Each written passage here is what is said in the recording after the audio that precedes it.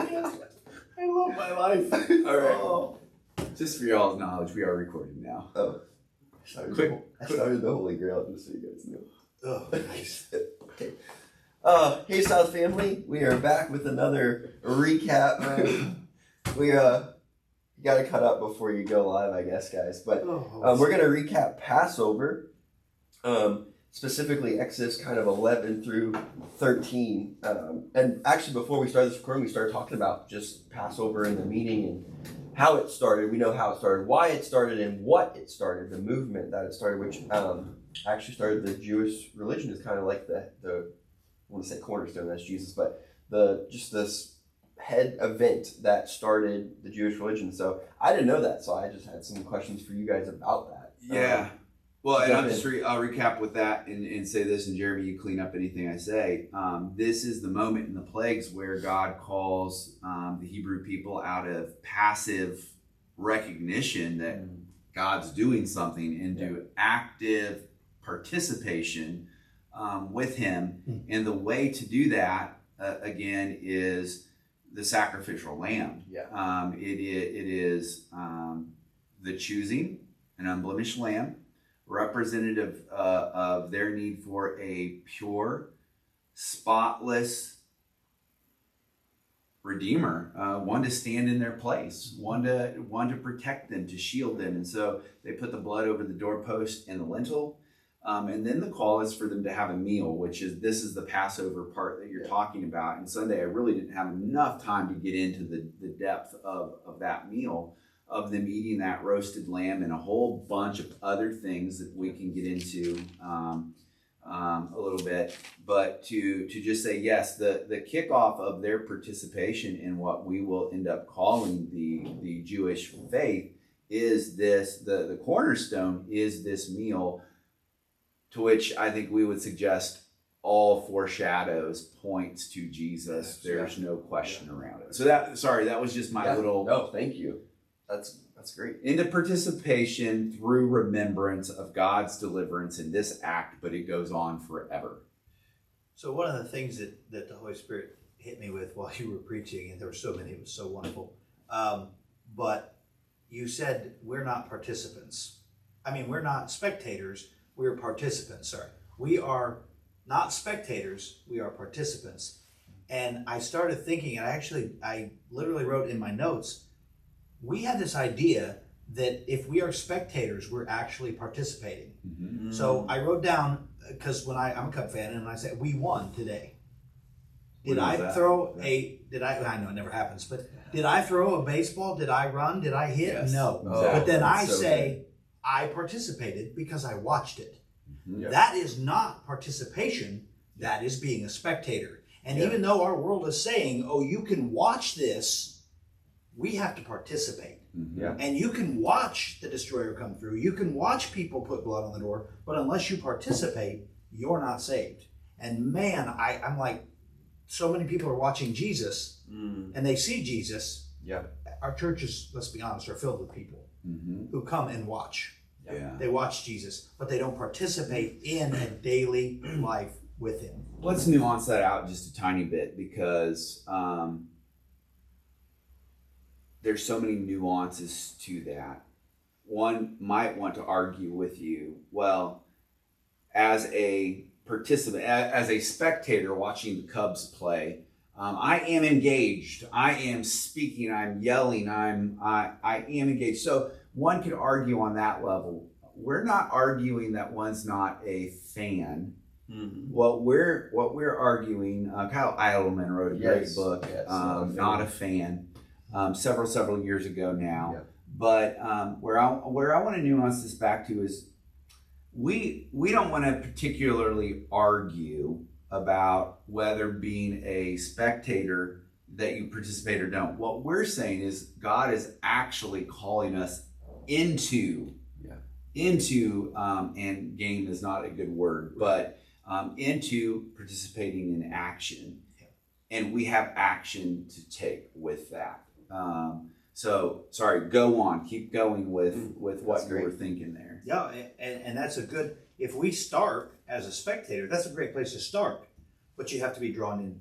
So when I was younger, I was a spectator at a softball game, and the guy got hurt, and they yelled and had Smith take second base. So I went from being the spectator to actually participating in the proceedings.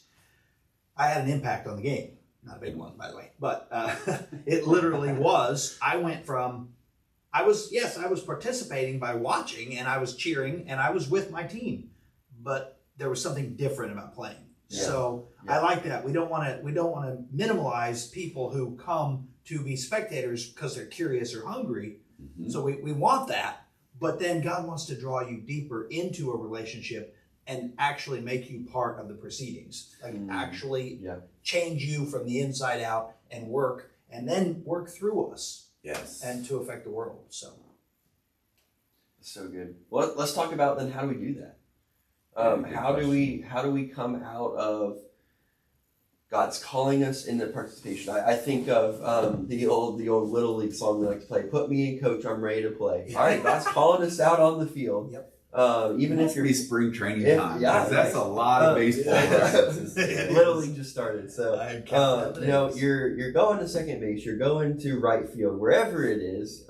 Pinch hitter. What does that look like for us? And generally speaking, but specifically for our South family, our congregations here, how can we be an active participant in our spiritual journey? I'll start, and then you pick up. Number one, the first thing they're called to do is be ready. Yeah, be ready to go. Mm-hmm.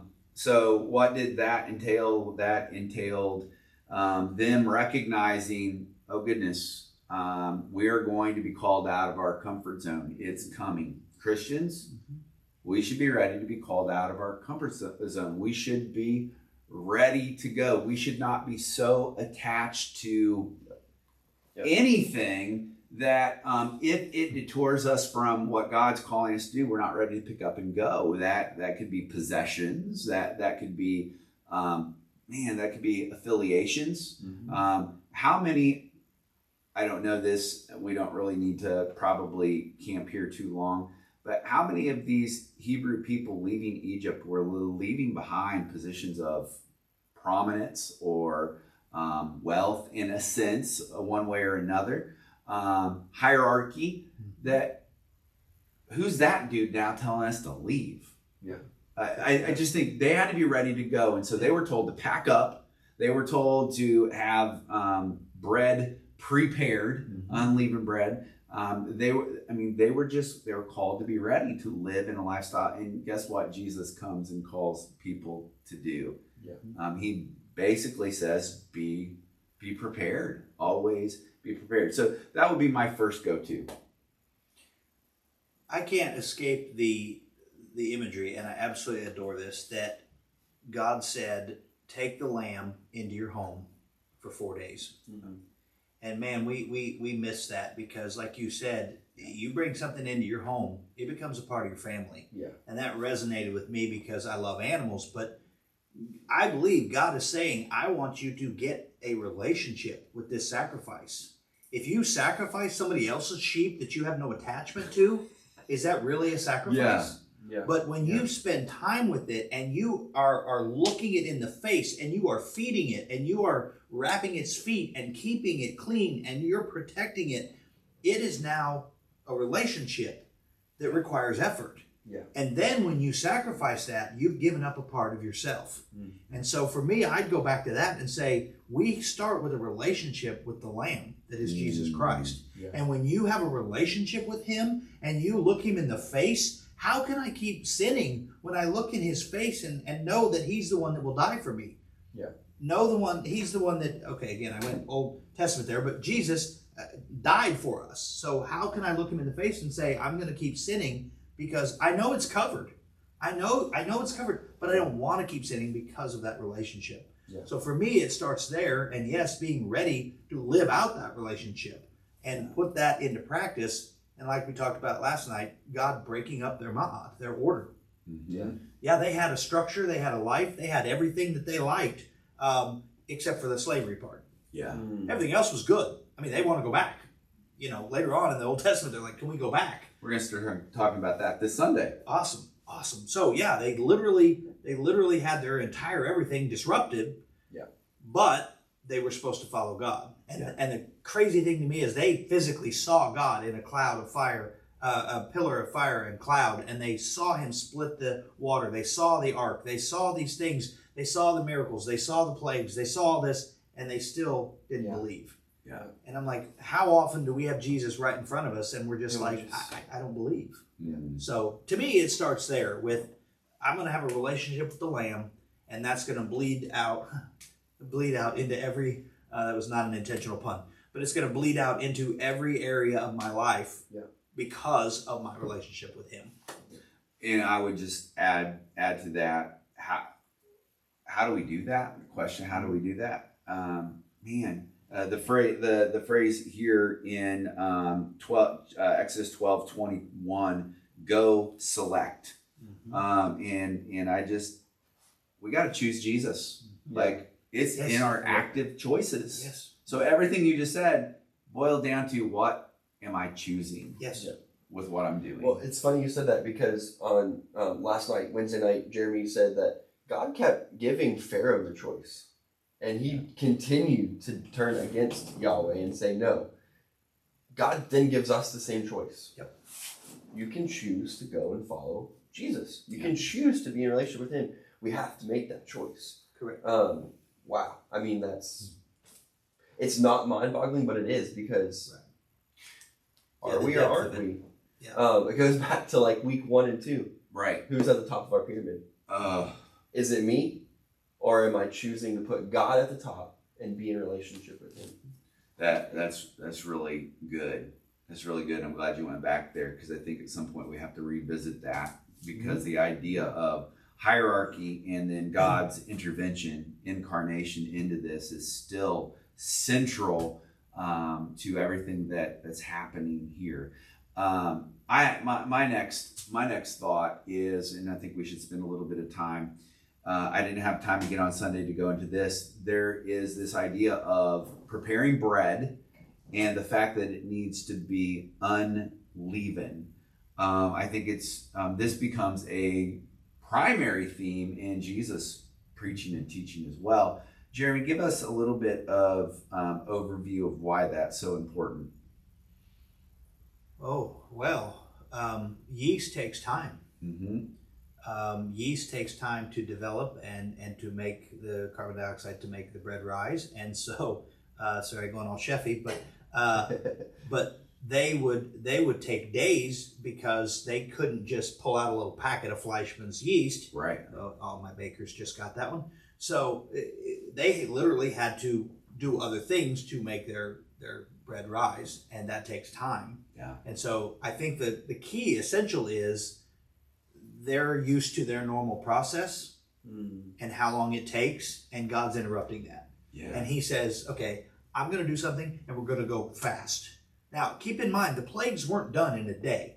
Probably a year or more, we've had 9 plagues. Yes. And now they're like, oh, is this ever going to happen? This is taking so long. And God's like, okay, now it's time to go. Woo. And when I say go, I mean like at midnight tonight, you got to go. Like, wear your clothes to bed, because you're not going to be sleeping. We're going to go. Yeah. And so I think and obviously there's so much more to it than that, but a lot of it is the timing, and then the reliance on these things, and then also the old way versus the new way. Mm-hmm. And is the way we used to do it still acceptable to God? And maybe God wants to do a different thing, and maybe God's going to show us something better. And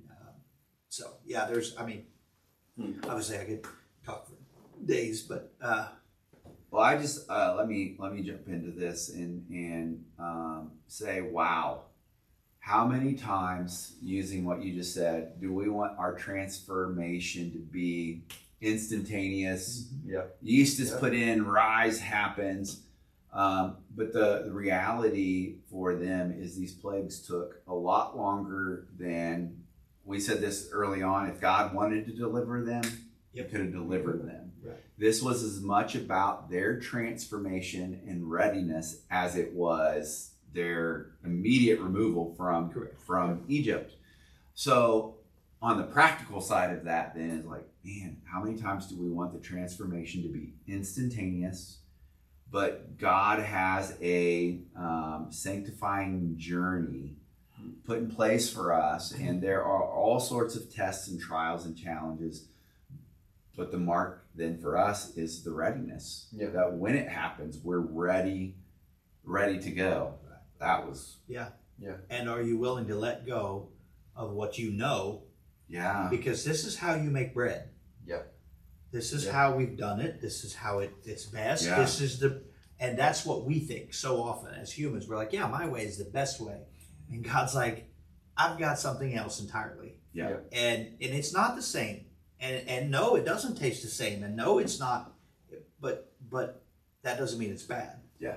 And so, man, as humans, we have to let go. We have to be ready. Like you said, we have to be ready to say, okay, God, your way is clearly the best. Man, Yeah. we fight that because I think I know what's best for me. Yeah. And I'm pretty convinced I know what's best for me. And I have failed many times with that, saying, oh, yeah, and then it doesn't work out. Yeah. So go with God and say, Yeah. I'm going to trust his process. I'm going to trust his journey and know that he's with me in it. He's not leaving me, but he's Yeah. taking me on that journey. It's awesome. So good. It's so good. Good stuff, guys.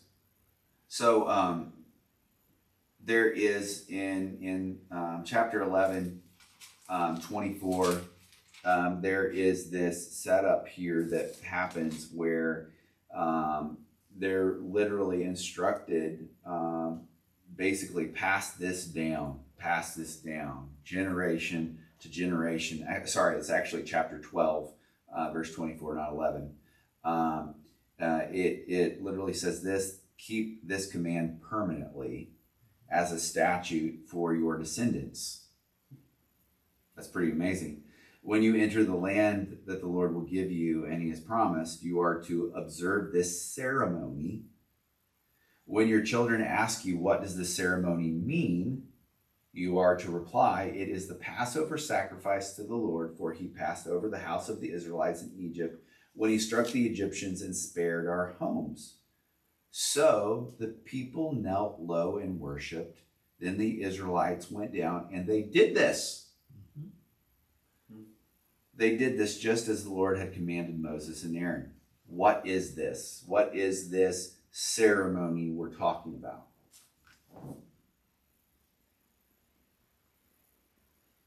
Sorry, my brain is like going 900. I don't know. Like, "Rah." So this ceremony is the Passover. Yeah. It is you kill the lamb and then you eat the bitter herbs and you have the other elements.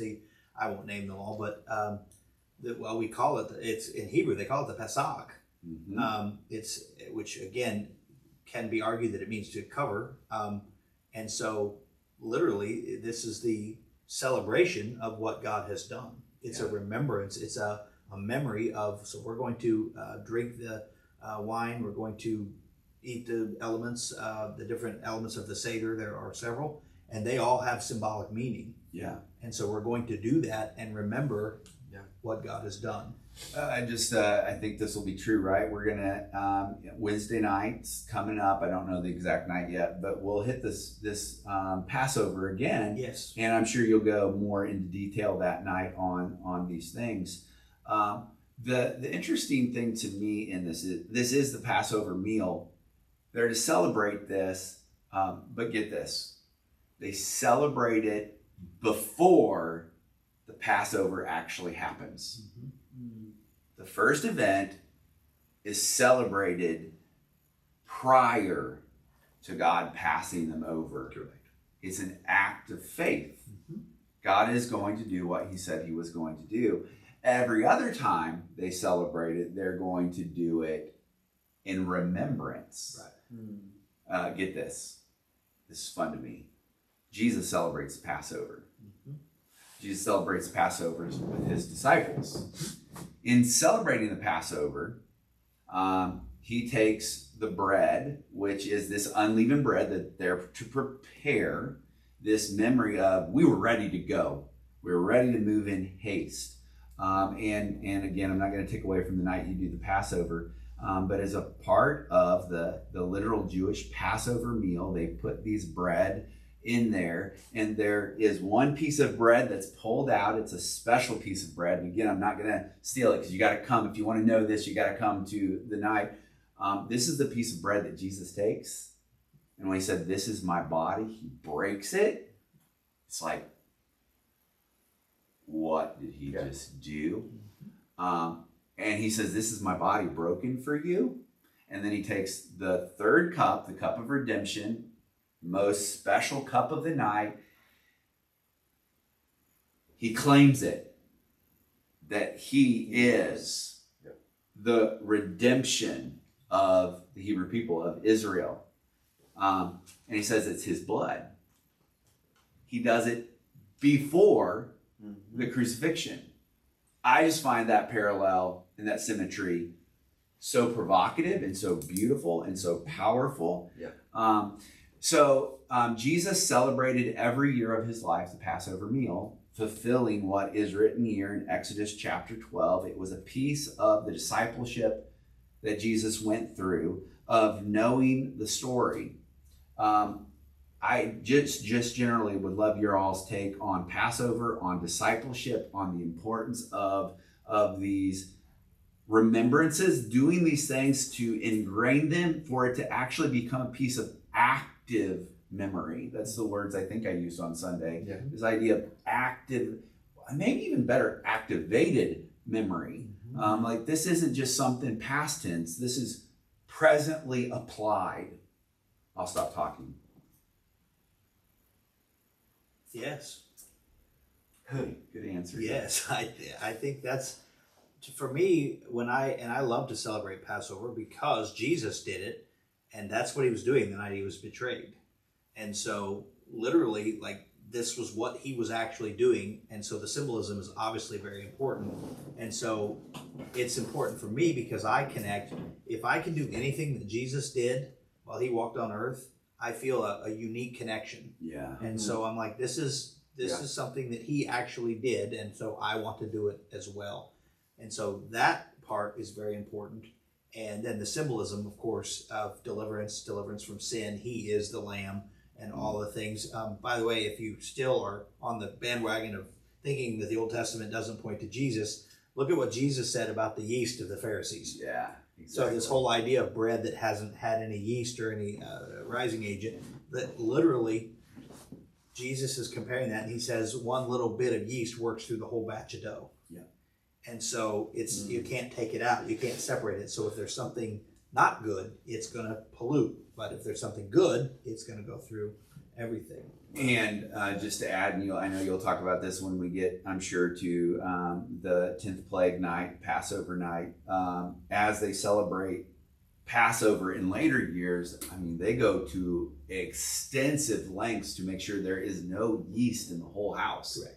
They clean from top to bottom to make sure there isn't anything that would be a leavening agent. In idea of preparation, they're ready to go. They're really actively participating in this. And discipleship is active participation in the way, the knowledge, back to relationship, choosing the Lamb, choosing Jesus. Participating in preparation, asking questions, which we see they're told to do. You got to know the meaning of this. We need to know the meanings of things, and we probably should say asking questions is one of the best ways for that to ultimately happen. All right, so Austin, you asked a question before we started. I'm going to give you a chance to ask it again, and we'll give a much quicker version of that this time around. So my loaded question was, all right, we have this Passover. Chad, on Sunday you said, Scripture says, do this generation to generation. And my question was, why don't we do this more? Growing up in the Church of God, it was kind of a sporadic thing. Oh, let's have a Seder supper. Let's do Passover. But to really understand the elements and why they did this. That was the question you're looking for? Sure. Okay. Yeah. And I want us to give some controversial hot takes. It means people have to watch this, and we're not asking people to agree with us. I love it. Okay? Controversial hot takes. One controversial hot take, I'm going to say it, and Jeremy then can, because I'm going to give Jeremy credit for first saying it. I think many Christians would argue that the Lord's Supper, what we call communion, has taken the place of Passover.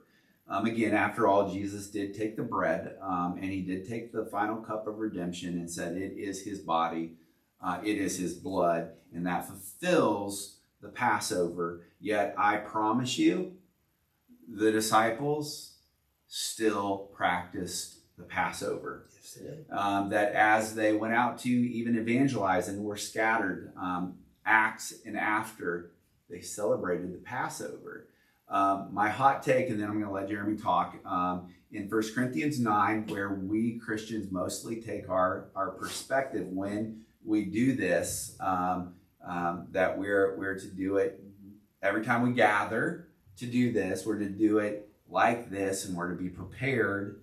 Our argument, and with a little bit of looking before we came on video, is I would argue that's all in the context of a Jewish Passover meal. Yeah. So it might be that when you do this, whenever you do this, is specifically referring to Passover meal. We probably don't have a lot of time to argue that now, but I would suggest, to answer your question from my perspective, I think it's something we could do more often. Jews for Jesus and Jewish Christians, Messianic Jews, they celebrate the Passover every single year. And there are many who do. It's very important. Jeremy, dig me out, say anything. I'm just, as you're talking, I don't know if we still do this, but I grew up, in a certain time, and every single communion table had inscribed, "Do this in remembrance of me." And I always thought it was "Do communion in remembrance of me." My hot take is, what's the context? And when Jesus said, "Do this in remembrance of me," what is the "this" he's referring to? And I'm sorry, it was not taking communion the way we've taken it. He was talking to his disciples who are Jewish, and he said, when you do this, knowing that they're Jews, they will celebrate it every year. Yep. When you do this, do it now in remembrance of me. Yeah. So for me personally, I love to celebrate Passover. I think it's an awesome, wonderful time. The first objection I get is I'm not Jewish. And my response is, my Lord and Savior is. Mm-hmm. So that to me that crosses enough of it. But again, I know there's a whole argument there. But if Jesus did it, I want to do it. I want to be where Jesus was. I want to do what Jesus did. I want to be like Jesus. And so if he thought it important to do, and then he says, when you do this, so I'm still going to take communion, by the way. I love communion, but I'm also going to take Passover. And when I do, I am going to 100% remember every element as the Exodus, but also foreshadowing Christ. And now from our perspective, looking back to Christ. So, Yeah. And So I'm going to give everybody an exit ramp, to use some language we like to use, to make sure that nobody thinks that we are trying to be Messianic Christians. I think there is an argument that Paul also makes in the Corinthians, that we are no longer Jews, we're no longer Greeks, we're no longer slaves. We're like he understanding that in the early Christian world, there was a big compulsion that was, you need to become a Jew to become a Christian. So you need to take on all these practices. And Paul and Peter kind of roughed this out for us. And Paul, who was, by the way, a Jewish Pharisee, I mean, legalistic to the nth degree, is the one who God used to say, no. We don't have to do all of these Jewish rituals to become Christian. We don't need anyone other than Jesus. But he then theologically defines what that means. Yeah. So I just want to be careful that we're not prescribing, we're describing. correct. Yeah. We're not prescribing that you have to take the Passover meal, the Seder, to be a real Christian. Correct. Nor are we saying that you can't. Yeah. Yeah. Descriptive, not prescriptive. Yeah. Wow, that's fun. That's good stuff.